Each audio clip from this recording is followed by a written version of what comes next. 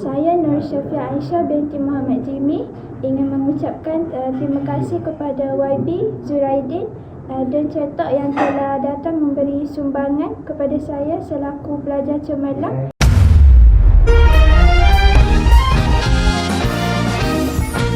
Sungguh murni bunga hutan, suci bersih-bersih tidak ternoda. Kalau hati tidak lima, jatuh kasih-kasih sampai ke peta. Memang sungguh murni si bunga